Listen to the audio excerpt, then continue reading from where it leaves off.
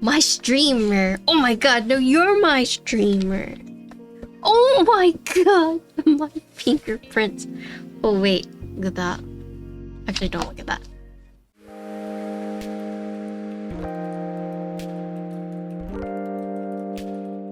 This is the keyboard we're going to be building today. It is the Studio 750 or the PT750. So PT like platinum, but it's by Studios. It says 75% layout. And yeah, as you can see, this does have very curvy corners. So in terms of the layout, 75% you do have an arrow blocker right here. And then the F row is actually separated. It's kind of cool. So in terms of bezels, the side ones are a lot thicker. There's like almost like a semi cutout right here from the side bezel. So it's not like a uniform height. It's higher on the edges, but then as you get in, there's like a drop off right here, right? So it's like a nice little pseudo accent right here. You do have a badge on one side. On this side, you don't have anything. It does have this like nice little tab, and then top and bottom bezels still pretty thick. Pretty nice top piece. And this is a shiny weight that actually has the branding. It's like the little flower, and then in script it says platinum. Here's the side. You know what this kind of reminds me of? It kind of almost reminds me of like a Game Boy, just how the edges are, or the corners are.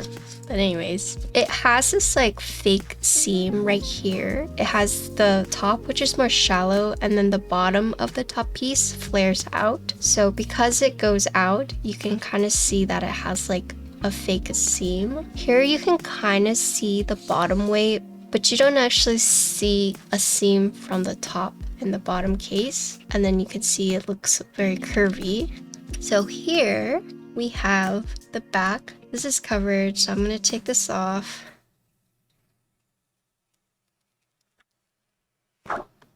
Whoa. Whoa. Whoa. Here's the back weight. Similar to what we saw in the front with like the shiny side badge. Here you see the big platinum again, and then you see this flower, but more details on the flower. Looks to be like enamel filled. Here you have the name of the board, PT750 in percent. So that's like the branding. So keyboard name and then the studio that does it. But this board actually just has no like sharp corners. You can see it's all curvy,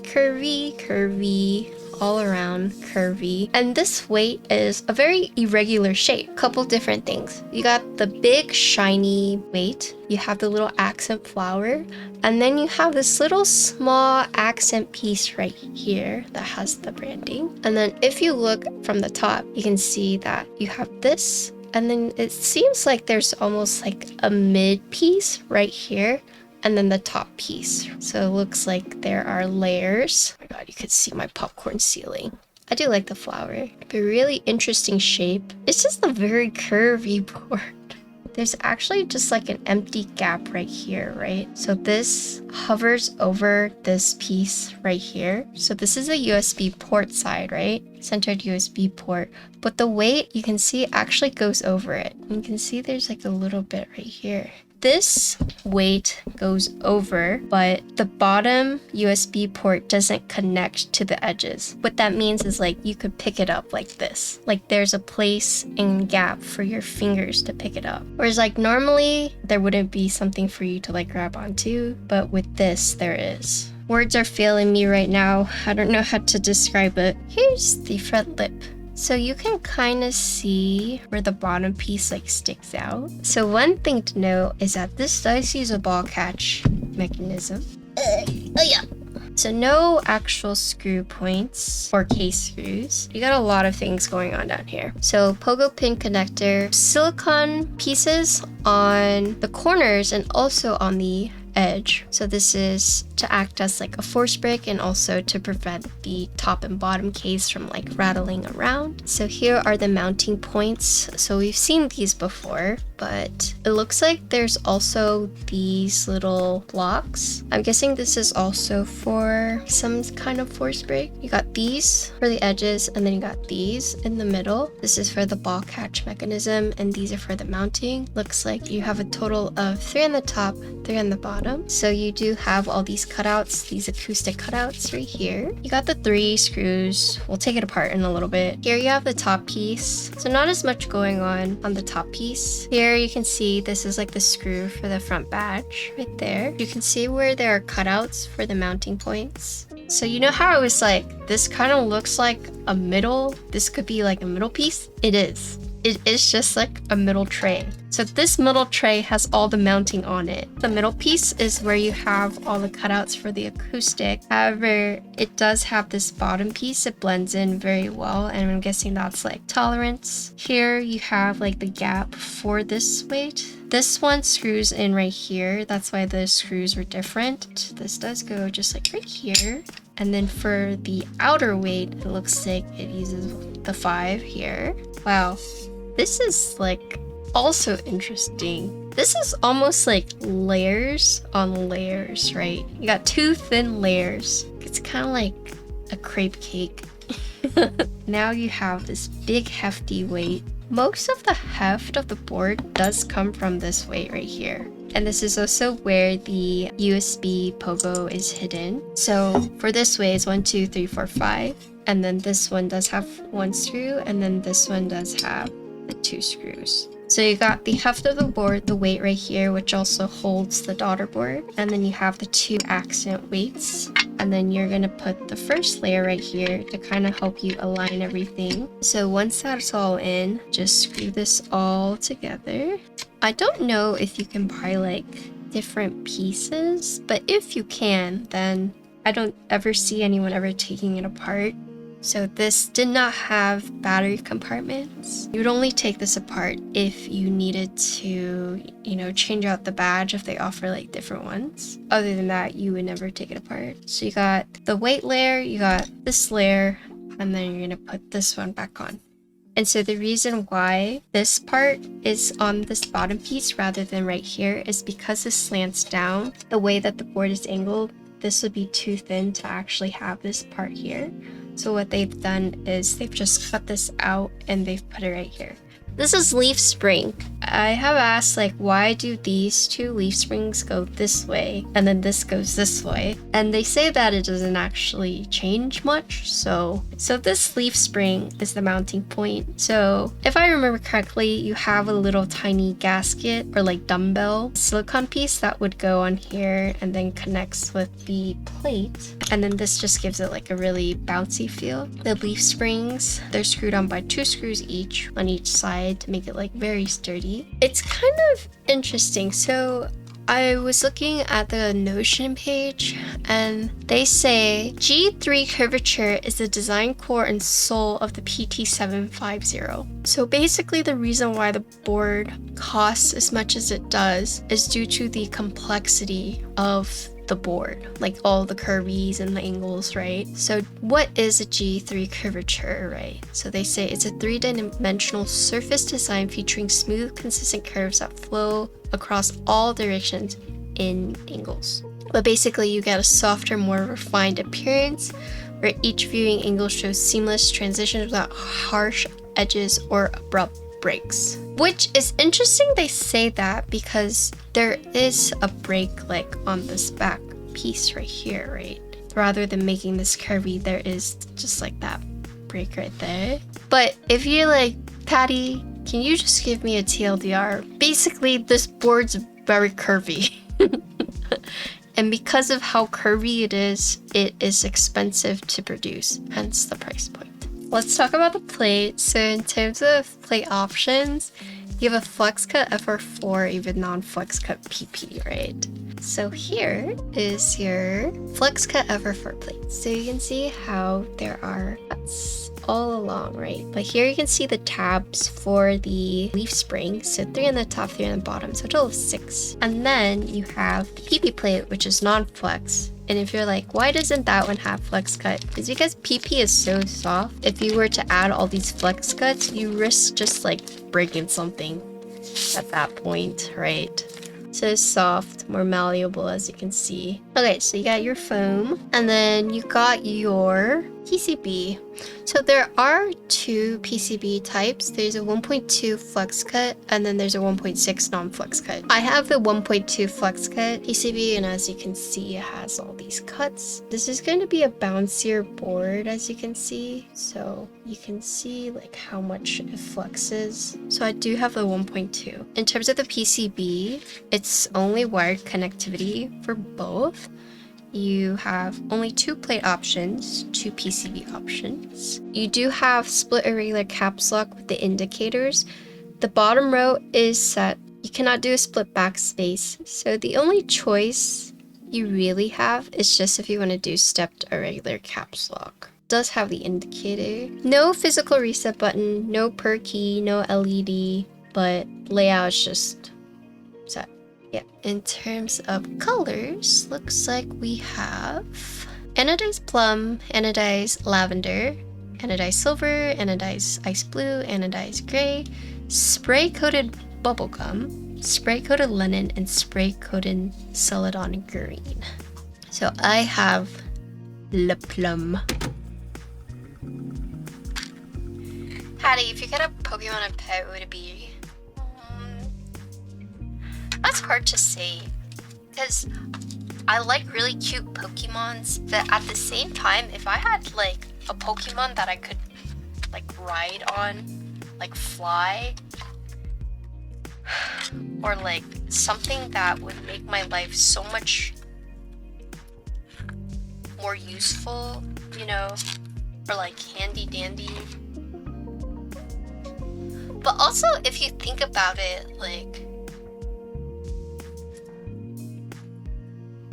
a Pokemon could just like straight up kill you.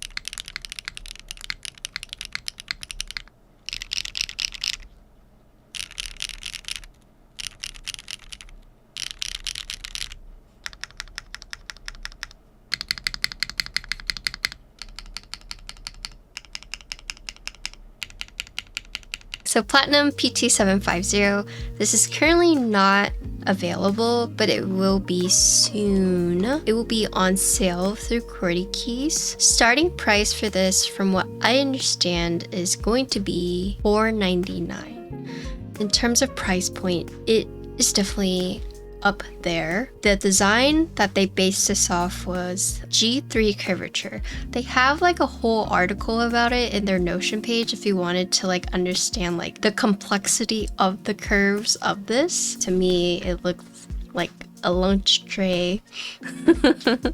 The bottom row is only 7U. F row is separated, and they've opted to add 3 keys right here.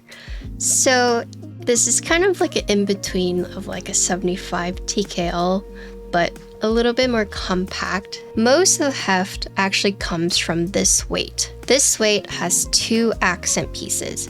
You have this little flower that you also see in the front, and then you see this little one right here. It says PT750 and percent. So the name of the board, and then Percent Studio is the one who designed it. And inside this weight is where you would find the connector. You do have these feet, so you have a long and you have a small, right? So total 4 feet. No case screws because it uses ball catch, centered USB port. And then here you can also see second tray, third tray, and then the weight. This is the leaf spring right here. How this works is you have gasket points on the plate or little tabs, and you have these like little socks that slide on it. And then orientation matters. Here you can see it's like a pointed part and then the flat part. The pointed part hooks on to this circle on the leaf spring right here. And so once you've all aligned it, it should theoretically stay in place, right? So it's an anchor point. Here, these are the ball catch mechanisms. Normally you have it on the top and bottom, but here they actually have it on the sides too. So it's like extra secure. The case itself is very interesting, in my opinion, because they've taken 2 trays and stacked them together to kind of maybe give that more curvy look. The case is very complex, right? Normally you'll see like a top, a mid piece, and then like the top piece. But here you're seeing 2 mid pieces, right? That contribute to the design of the board. And maybe that's where the price point arises. First of all, the weight on the back is very big, also a very unique shape, and then also the machining for the curves on this board. Would I get this keyboard? I'm gonna be real with you guys. I liked the way it typed. I was actually a very big fan of the leaf spring. It was just very pleasant to type on. I'm not the biggest fan of 1.2mm flex cut PCBs, nor am I like the biggest fan of skeleton plates. However, I do think if you are faced with that, my go-to would just to add foam. Some people don't necessarily like the sound of foamy boards, but I thought it sounded pretty good. It felt very good to type on, but I mean, I can understand, you know, oh, you don't want just like another foamed up board. I do think the FR4 with no foam was fine in terms of sound. In terms of like typing, it felt like typing on a trampoline. It's also like a little scary. A little scary in the sense of like, it does bounce around a lot. I'd say a lot of your problems would be fixed if you just get like the 1.6 PCB. For $499, it is a steep price point. I could understand why some might feel like it's hard to justify that price point, but at the same time, like the board is pretty cool design, right? It's not for everyone. It's just so hard to compare because we're seeing a lot of like, you know, sub 250 keyboards. So whenever something like this, like a $500 one comes up, it's kind of like, why would I buy this over like the other one? And I'd say their main thing is that the design of this board is very intricate. And I agree, it is. You know, if you're looking for something curvy like this, someone mentioned it earlier, but it's very similar to like the Cat 65 that Jackie designed. But the way that they've designed this one is slightly different. I love the way it types. I actually do like how it sounds. The design, I think, is pretty. Ultimately, like, I'm an Alice user, so... But it is a nice board, and it's kind of like, if you like it, you like it. I'd say it's not bad. I do think, you know, the $500 is a lot, but I do think it's a very beautifully designed board. If you like the way it types, it's a very pleasant, like, typing feel. Maybe this is a hot take. I liked this more than the Vento. I think if I had to pick between this or the Vento, I would get this. I do think it's a very nice keyboard, and if it's within your price range, and you like the design, and you have the money, like, I don't see why not it wouldn't be a board to like put in your collection. But I think from what I understand is that it's going to be very limited and first come, first serve. So yeah, that's my thoughts. Cool board. Thank you, Case Percent Studio, for sending it out to me. That's the build. It's 1:30 a.m. Are we still watching anime or are we going to bed?